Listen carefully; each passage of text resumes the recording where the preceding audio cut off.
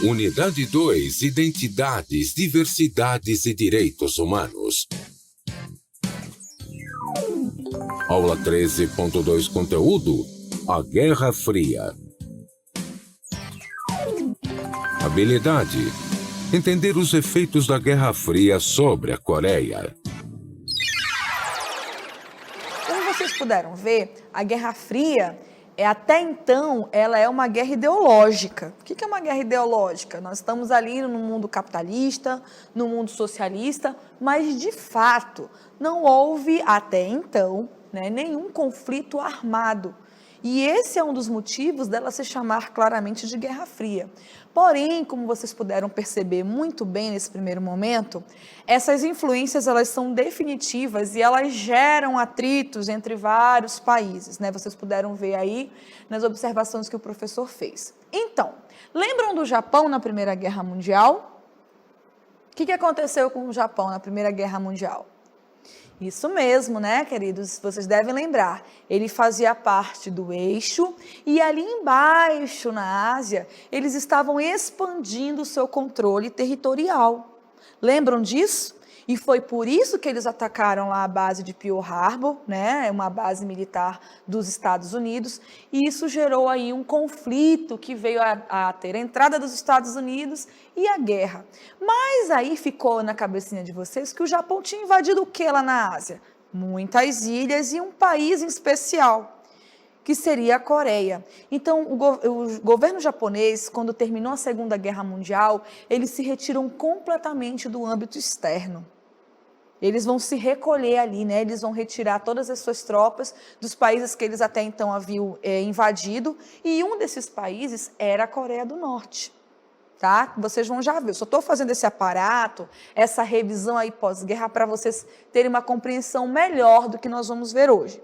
Então, o Japão retira suas tropas de todos os países que ele havia conquistado durante aquele período da Segunda Guerra, entre eles a Coreia do Norte. Então, gravem aí o nome Coreia do Norte. Por quê? Porque essa saída do Japão com as suas tropas vai facilitar a influência de uma nova ideologia. Então, vamos lá para a nossa primeira imagem. Bom, gente, dentro da Guerra Fria, nós temos sim um conflito armado. E esse conflito armado é a Guerra da Coreia. É uma guerra tão importante dentro do nosso contexto histórico que até hoje a divisão que vocês vão ver aí para frente, ela existe nesse país. Então, a Coreia era um grande território, ok? Dividido ali por um paralelo, que vocês vão já saber como ele se chama. E então, o seu norte estava ali controlado pelo Japão durante a Segunda Guerra Mundial. Quando o Japão perde a guerra ao lado da Alemanha, e da Itália, eles retiram suas tropas, dando origem aí a uma outra influência. Então, vamos lá para a leitura. O que foi a Guerra da Coreia? A Guerra da Coreia foi um conflito armado que, de fato, é fruto da disputa geopolítica travada entre os Estados Unidos. O professor Mauri passou a lembrá-los agora de que vocês aprendam as siglas, tá? É muito importante para a vida de vocês. E a União Soviética no contexto da Guerra Fria, protagonizado pelas Coreias do Sul e do Norte. Foi o primeiro conflito armado desse período. Então, Guerra Fria teve um conflito armado que foi justamente a Guerra da Coreia. Na próxima imagem, vocês podem ver aí que nós temos um mapa. E eu vou rabiscá-lo para vocês aí, tá bom? Justamente para que vocês entendam aí sobre ele. Então, nós temos aqui, Coreia do Norte, em vermelho, que até o final da Segunda Guerra, como eu acabei de citar, tinha por domínio e influência os japoneses, ok? E aqui eu tenho a Coreia do Sul, Seul, que seria a capital desse país todo, teoricamente, durante muito tempo foi. Então, nós temos uma divisão aqui. Esse vermelhinho significa o quê? Olha de quem a Coreia do Norte é vizinha, da China. A China, ela é um país comunista, ok? Influenciado diretamente por quem? Pela União das Repúblicas Socialistas Soviéticas. Então, tem influência sobre a China e a China vai ter influência sobre o norte da Coreia. E ao sul aqui, de verdinho, simboliza o quê? Que essa parte do continente, aliás, do país, tem influência capitalista. ou seja, dos Estados Unidos da América, ok? Nós vamos voltar para esse mapa novamente, tá? Quais seriam as causas que levaram a um país? Porque vejam bem, gente, um país fala-se a mesma língua, tem-se as mesmas heranças e as características históricas. Como é que o país se divide ao meio? Então vamos lá para as causas. Criação do paralelo 38 ou 38º, mesmo antes do fim da Segunda Guerra Mundial, vou já falar nele, ok? E em 1945, que ano é esse? O ano em que é criado a conferência, vai existir a Conferência de Alta e a Conferência de Pótsdam, lembram dele? O país se divide entre as ideologias capitalistas e socialistas. Mais para frente, temos assim, 1949, Mao Tse-tung tenta derrubar o governo contrário. Vamos falar um pouquinho sobre essa figura histórica aqui, bem importante para vocês compreenderem um pouco do conflito, ok? Mao Tse-tung, ele era um jovem ali de uma vida camponesa. E aos 13 anos ele começa a compreender que existiam problemas de ordens políticas para com os camponeses. Durante a Segunda Guerra Mundial, aliás, no ano de 1921 ainda, ele vai ser uma das pessoas que vai criar o Partido Comunista dentro da Coreia do Norte. E a partir daí vai existir uma grande influência, né, nessa concepção dele de política. Como vocês lembram da União Socialista Soviética, existe ali a estatização, né? Vocês perceberam durante lá o início da Revolução que a população em massa apoiava esses governos que centralizavam o poder. Então, Mao Tse-tung, ele justamente simboliza isso para a Coreia do Norte, essa centralização de poder, e ele começou a perceber que a população em si era desfavorecida. Então, por isso que ele criou ali uma linha ao lado dos países socialistas, ok? Ele tenta derrubar o governo contrário. Quem é o governo contrário? A Coreia do Sul, que está ali sob a influência capitalista dos Estados Unidos. E então, vamos lá, houve a violação do paralelo, né? E em 25 de junho de 1950, invasão ao sul e conquista de Seul. Deixa eu explicar aqui no mapa para vocês. Então, vamos lá. Em 1950 é o ano que inicia a Guerra da Coreia, ou seja, quando esse paralelo aqui, ó, ele vai ser rompido. Então, as tropas do norte vão invadir aqui as tropas do sul e ocupar a capital da Coreia do Sul, que seria a cidade de Seul. Mas, ao contrário do que a gente pensa, os norte-coreanos, eles não mexeram só com os sul-coreanos, eles mexeram com quem? Com os Estados Unidos. E os Estados Unidos, o que ele fez para definir a Segunda Grande Guerra? Lançaram 2 bombas nucleares. Então, todo mundo já sabia que mexer com os Estados Unidos, e aí vocês vão lembrar da aula do professor Amaury, que ele falou das corridas, né? Das investidas ali da organização política, vocês vão perceber que mexer com os Estados Unidos não é uma coisa muito segura. E aqui, ó, lembre-se dessa linha, vou voltar sempre para esse mapa, ok? União Soviética, que apoia a China, e a China está apoiando esse conflito. Então, eu tenho deliberadamente um conflito entre país capitalista, Estados Unidos, e a União Soviética, país socialista, ok? Vamos lá. A invasão norte-coreana fez com que a ONU, lembram da ONU? Organização das Nações Unidas, responsável por manter a paz e evitar conflitos futuros após a Segunda Guerra Mundial, enviasse tropas para a região com o intuito de expulsá-los, devolvendo o comando de Seul aos sul-coreanos, ok? Então, a ONU mandou as tropas lá, vamos retirar os norte-coreanos da Coreia do Sul para que Seul volte a ser controlada pelos sul-coreanos.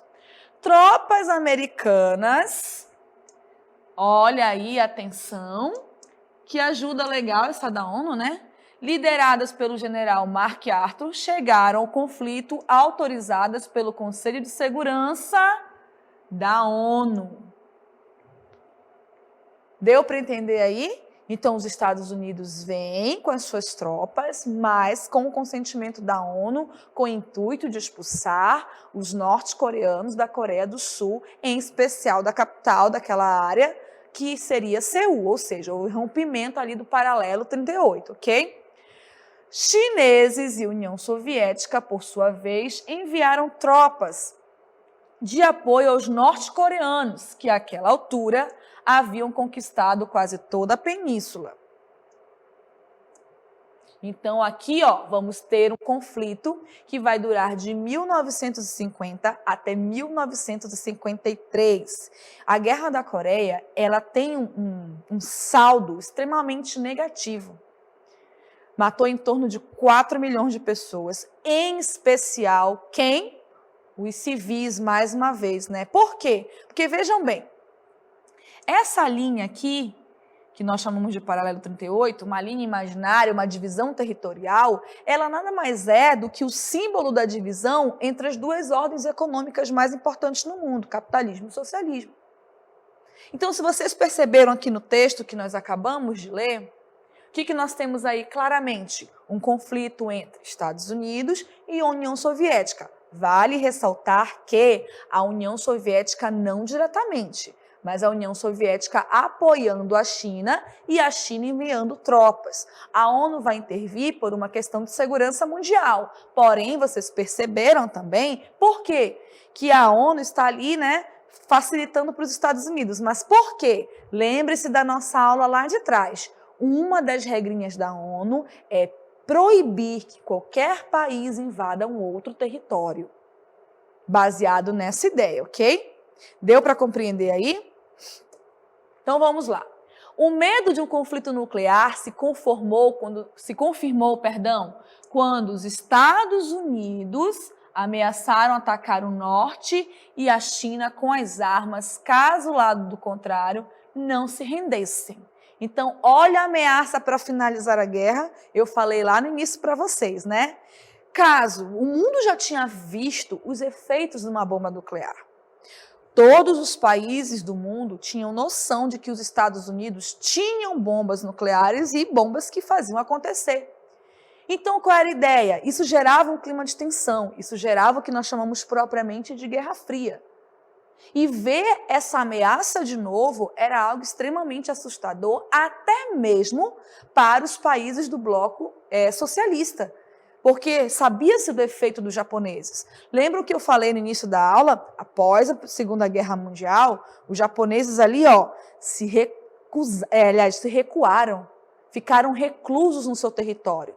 Imagina-se o impacto de ter duas cidades totalmente destruídas. E mais uma vez ali em 53, acho que foi 27 de julho, temos ali uma ameaça novamente clara do mundo ver novamente ogivas nucleares.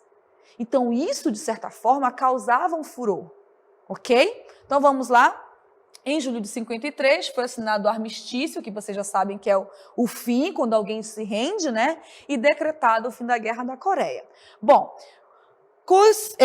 consequência importante. Vamos pegar esse mapinha novo que não está riscado ainda. As duas Coreias, até hoje, estão divididas. Nós temos ali Coreia do Norte e Coreia do Sul. No dia 10 de fevereiro deste ano, 2019, pela primeira vez desde a divisão, esses dois governos se reuniram, se encontraram novamente para manter uma conversa e prometeram, né? Já é uma primeira abertura de comunicação. Professor, ainda houveram conflitos entre eles? Não. Porém, também não há uma relação amigável. Não havia, né? Até o 10 de fevereiro desse ano. Então, as famílias aqui foram separadas. Lembram da Alemanha, quando há aquela separação do Muro de Berlim? Lembram porque eu falei para vocês sobre o efeito disso na vida das pessoas? Então, aqui também vai acontecer da mesma forma. Bom, gente, como vocês puderam ver no primeiro momento com o professor Amaury, vocês perceberam que a Guerra Fria ela tem várias nuances, né? Uma questão ideológica. O que é ideologia? é aquilo que eu compreendo como meu domínio político. E nós temos aí vigentemente a Guerra Fria entre os Estados Unidos, um país capitalista, e a União das Repúblicas Socialistas Soviéticas, ou União Soviética, como vocês queiram, com a ideia do comunismo, né? Então, eles vão fazer do mundo o seu território de influência. E vocês devem lembrar também que Estados Unidos ele desponta como uma grande potência, não só ideológica, mas também como uma potência política e uma potência econômica e bélica muito importante. Então pensem comigo, o maior inimigo dos Estados Unidos é a União Soviética. E o maior inimigo da União Soviética é os Estados Unidos. Então eles vão procurar países aonde possam influenciar. Causando, inclusive, uma guerra, né, na Coreia, justamente por conta dos seus conflitos ideológicos. Mas não parou por aí. Vão existir outras formas de perseguição. Eu sei que muitos de vocês já assistiram aqueles filmes que tratam de espionagem, né? O que é espionagem? É quando você persegue alguém, vai lá escondido em determinado país para investigar o que eles fazem, o que eles produzem, os tipos de arma, ok? Então vamos lá rapidamente falar sobre uma das consequências da Guerra Fria, que é o macartismo. Muito bem, então nós temos aí essa figura, essa foto de Joseph McCarthy, então senador dos Estados Unidos na década de 50.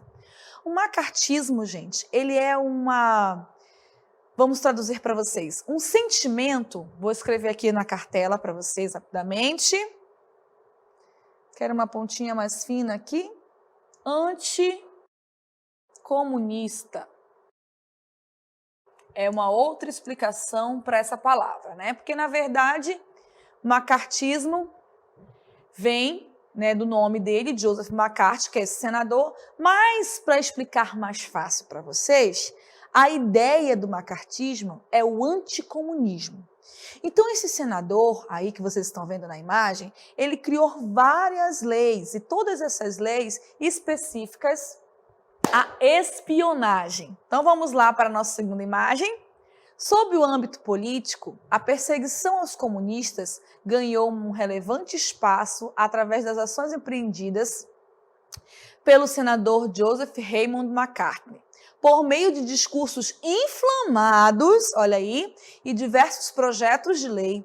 Esse estadista conseguiu aprovar a formação de comitês e leis que determinavam o controle e a imposição de penalidades contra aqueles que tivessem algum envolvimento com atividades anti-americanas. Então, o macartismo é como ficou conhecida essas leis que vão perseguir diretamente todos aqueles que estavam ligados ao comunismo. Na verdade, era mais dentro do âmbito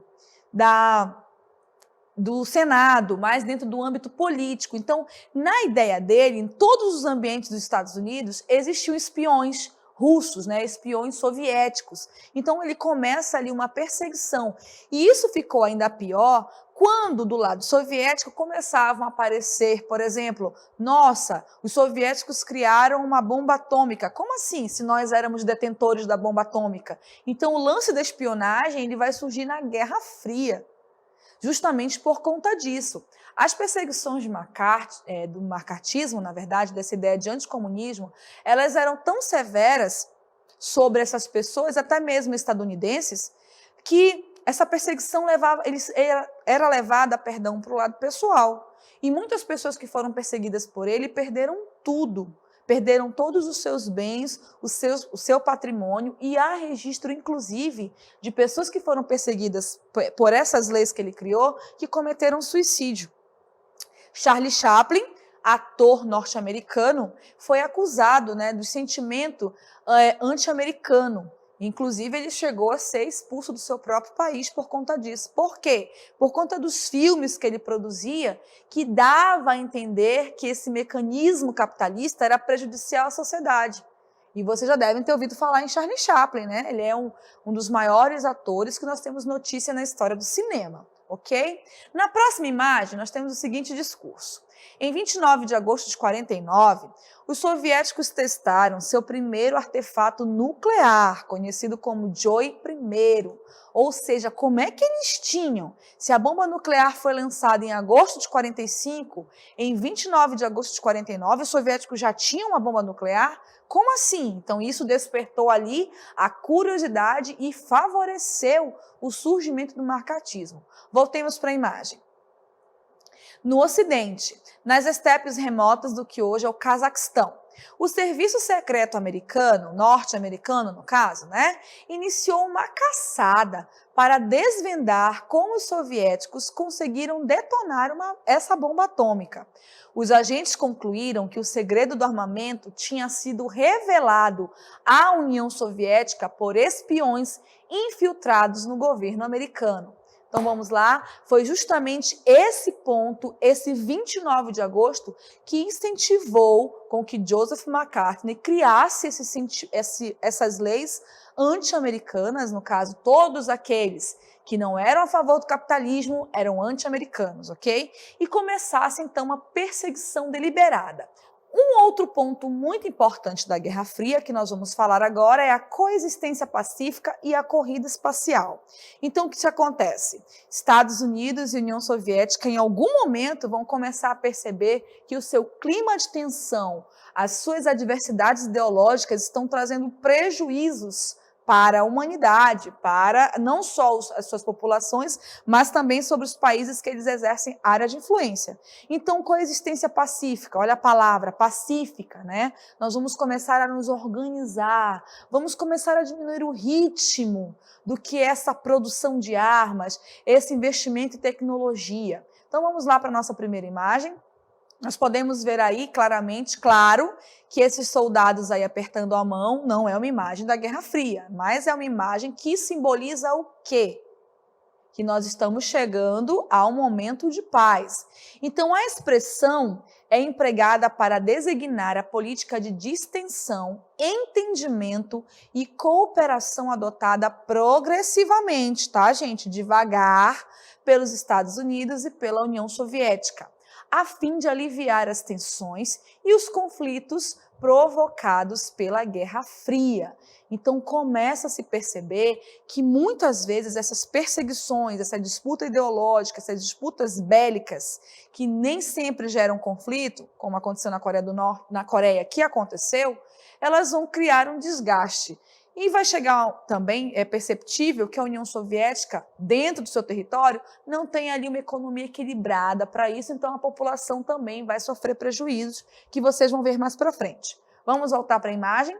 As duas potências procuraram firmar tratados, fixando medidas para o controle de armamento, que é chamado de Tratado de Moscou, e o Tratado da Não Proliferação de Armas Nucleares, em que os signatários, no caso Estados Unidos e União Soviética, se comprometiam a não transferir armas nucleares a outros países. Muito importante esse ponto. Então, a ameaça nuclear de que tudo pode acontecer, a população mundial vai dar uma respirada. Vamos lá? A corrida espacial.